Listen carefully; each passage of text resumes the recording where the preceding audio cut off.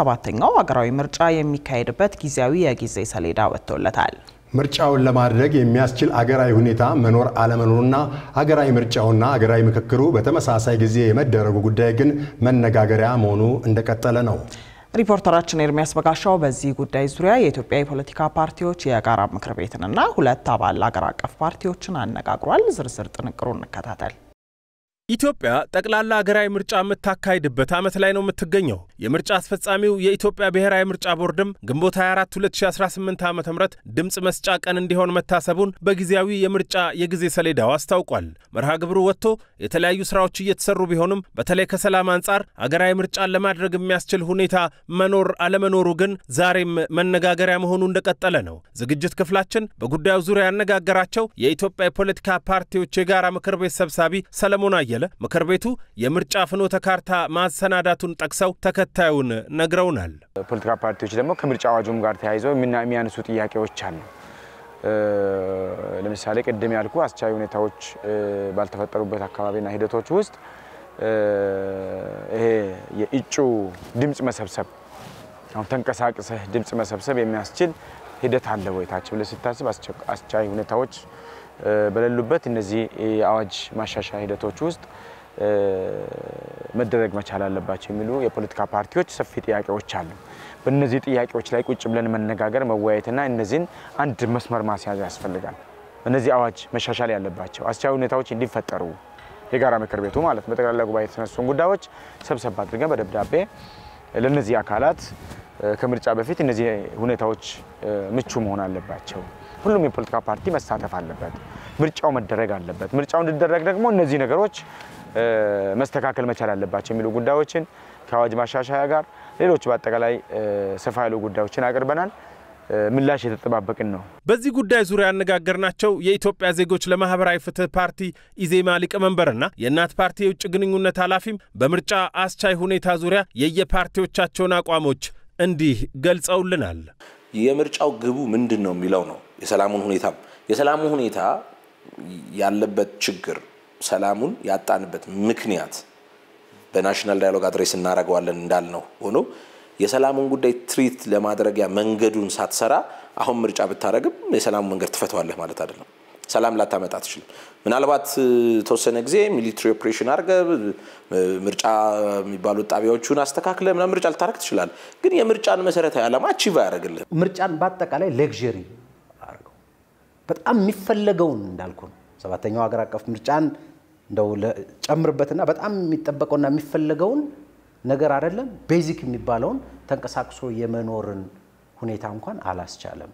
ስለዚህ ምንድነው በሰላሙ ጉዳይ ያለን መጀመሪያ ቁጭ ብለን እንምከር። ጦርነቶች በድርድር ይቁሙ። የመሳሪያ ድምጽ ጸጥ ይበል። ሌላኛው ከ7ኛው ሀገራዊ ምርጫ ጋር አብሮ እየተነሳ የሚገኘው ደግሞ የሀገራዊ ምክክር ጉዳይ ነው። ሀገራዊ ምክክሩ ቀድሞ መደረግ አለበት የሚል አቋም በበርካታ የፖለቲካ ፓርቲዎች ዘንድ እየተነሳ ነው የሚገኘው። ምክንያቶቹ ደግሞ ኢትዮጵያ በመተከተለው አብላጫ ድምጽ ያገኘ አሸናፊ ይሆናል የሚለው የምርጫ ስርዓት ላይ ለውጥ ሊያመጣ ይችላል፣ ለምርጫው ዲሞክራሲያዊነትም መደላደል ይፈጥራል የሚሉ ናቸው። የምክክሩ ቀድሞ መደረግ ለምርጫው ሰፊ መደላደል ሰፊ ሁኔታዎችን ተግዳሮቶችን አስቻይ ሁኔታዎችን ይፈጥራል። ተግዳሮቶች መፍትሄ እንዲያገኙ ያደርጋል። ምርጫው ደግሞ ለአንድ ሀገር መንግስት ለአንድ ሀገር ስርዓት መኖር እንግዲህ ስርዓት አለ ለማለት ምርጫ ማድረግ አለበት። ምርጫ ከሌለ ዲሞክራሲ የለም። ሁለቱም ወሳኞች ናቸው። ስለዚህ ሁለቱንም እኮ ለማድረግ የሚያስችል ሂደት መፍጠር ያስፈልጋል። መንግስትም የራሱ ትልቅ ድርሻ አለው በዚህ ጉዳይ ላይ። ፖለቲካ ፓርቲዎችም እነዚህ ሂደቶች እንዲፈጠሩ ለመዋየት ዝግጁ መሆን ያስፈልጋል። ምርጫ እንዲደረግ ዝግጁ መሆን ያስፈልጋል። ኢትዮጵያ ብሔራዊ ምርጫ ቦርድም የተነሱ ጥያቄዎች ምላሽ እንዲያገኙ ውይይት ማድረግ ያስፈልጋል። እነዚህ የተነሱ ጥያቄዎች ያነጋገርናቸውና የጋራ ምክር ቤቱ አባል የሆኑት የኢትዮጵያ ዜጎች ለማህበራዊ ፍትህና እናት ፓርቲ ደግሞ በዚህ ጉዳይ ዙሪያ የየፓርቲዎቻቸውን አቋም በተከታዩ መልክ አንጸባርቀዋል። በአንድ በኩል በሀገራዊ ምክክሩ ላይ ራሱ በምክክሩ ሂደት ላይ ጥርጣሬዎች አሉ። የኛም ፓርቲ ጨምሮ ለመውጣት በር ላይ ነው ያለ ነው። በምክክሩ ሂደት ላይ ቅድመ ሁኔታዎችን አስቀምጠናል። እስካሁን አንዳቸውም አልተተገበሩም በአንድ በኩል። በሌላ በኩል ደግሞ ሀገራዊ ምክክር ቢሆን ጥሩ ነበር ነው እንጂ በጣም ቀጥተኛ የሆነ ግንኙነት የለውም። ምርጫው ሀገራዊ ምክክሩን ይከተል ወይም ምክክሩ ምርጫውን ይቅደም የሚል ኢን ፕሪንሲፕል የተጻፈ የተለየ ነገር የለም። እንዳልኩ ቢሆን ሃይፖቴቲካል ነው፣ በጣም አይዲያል ነው፣ በጣም ቆንጆ ነገር ነበር። ሀገራዊ ምክክር ላይ ያሉትን ጉዳዮች ብንለያቸው የሚቀጥለውን ምርጫ ለይስሙላ ለምናምን ተደረገ ሳይሆን የምር ሀገር ላይ መሰረታዊ የሆኑ ቅራኔዎችን በሚፈታ መልኩ ለማድረግ ይጠቅማል። እሱን ማድረጉ መልካም ነው ብለን እናስባለን።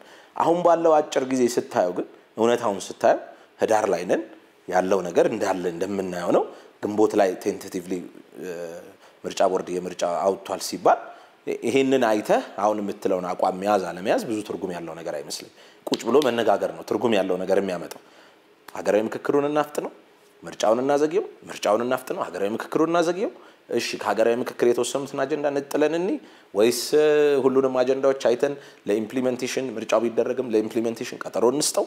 ይሄ እንዳልኩ ዝርዝር ሆኖ ግን ስምምነት ይፈልጋል። የኢፌዴሪ ጠቅላይ ሚኒስትር አብይ አህመድ በነገራችን ላይ በቅርቡ በሰላምና ምርጫ እንዲሁም በምርጫና በሀገራዊ ምክክር ጉዳይ የመንግስታቸውን አቋሞች ማንጸባረቃቸው ይታወሳል። ሀገራዊ ምክክሩ ምንም አይነት ምክር ሐሳብ ቢኖረው ምርጫው በተያዘለት ጊዜ እንደሚደረግም ገልጸዋል።